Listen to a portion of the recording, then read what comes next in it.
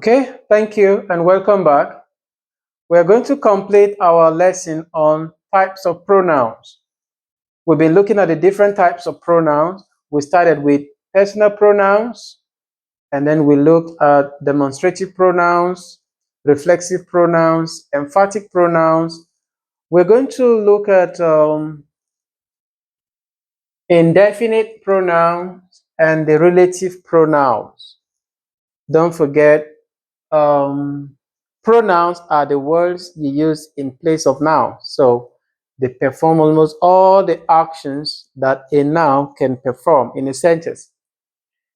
Indefinite pronouns are very many. We have here some examples. Somebody, anybody, nobody, everybody, something, anything, nothing, someone, anyone. Now you know that no one is not written together. No one is written separately. The no is apart, the one is separate. All the other ones are together. You say nobody. You're not going to separate the no from the body. You write them together. You don't need to put this. You write everything together. But when it comes to no one, then it shouldn't be written together. You have no and then one, separate. No one. And nowhere, everywhere, anywhere. So these are the different examples of indefinite pronouns. Relative pronouns are who, which, whose, whom, and that. Now, these relative pronouns also reflect the qualities of personal pronouns. For example, who is used for human beings in the subject position. Who, and then which is used for animals or object, non-humans. You can use which for non-humans. Whose is the possessive form, of who and which. While whom is the object position of who. So who is the subject, whom is the object. Then that. This one is a bit tricky because that can be used in an informal way to refer to both humans and non-humans. You can use that for both humans and non-humans. But then, what are relative pronouns? Relative pronouns are those pronouns that refer or make reference to a noun that has been stated already. So you can say, the man whose car was stolen has gone to report to the police. The man whose car was stolen has gone to report to the police. The tree which fell across the street has been cleared. This is the man to whom I gave the gift. And you can say, the man whose son is my friend has come to see my father. That is for possession. The house that I bought is being renovated. The house that I bought is being renovated. So you use these relative pronouns to refer to what you've mentioned earlier, a noun that you have mentioned earlier.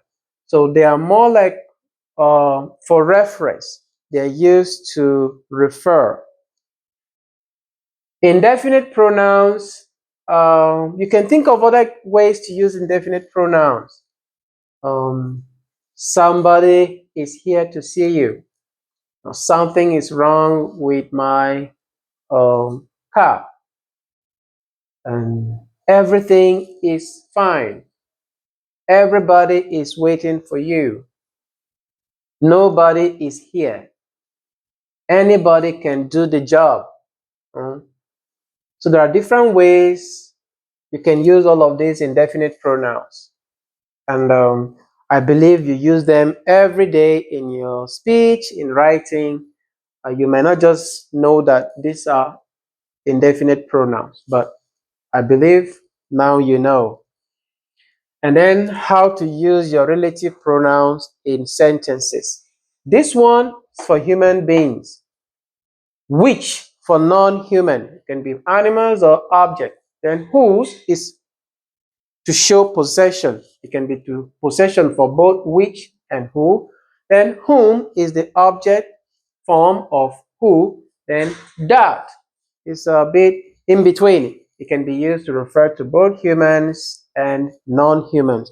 But you will see in most formal texts, say letters, if you're writing a formal letter, or any textbook that is presenting a formal discussion or narrative, you're most likely going to see who referring to humans instead of that.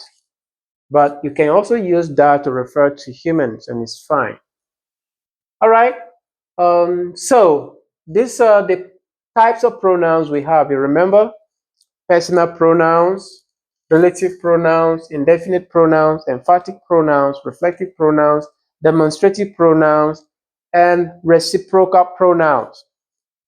If you know any other type of pronoun, feel free, you can comment in the section, put them in the section, comment section rather, and you also use these examples I have here and some more other examples you can think of. Get more examples, see how they use in sentences, and you can post them in the comment. And don't forget, our lesson, as always, is for those who want to improve their basic English language skills. How they speak, how they write, and even how they read. Because if you understand the meaning of the different parts of speech, then you will be better positioned to comprehend whatever text you're reading.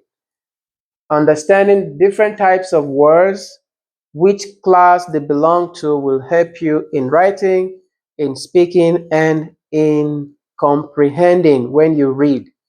So, if you've been following, you will know that this is the second part of speech we're treating. We did nouns and then we just completed pronouns. In our next lesson, I'm going to start with verbs. A verb is another part of speech. We're going to look at verbs in detail, then we move on to adjectives, adverbs, and we have conjunctions, and there are prepositions or determinants.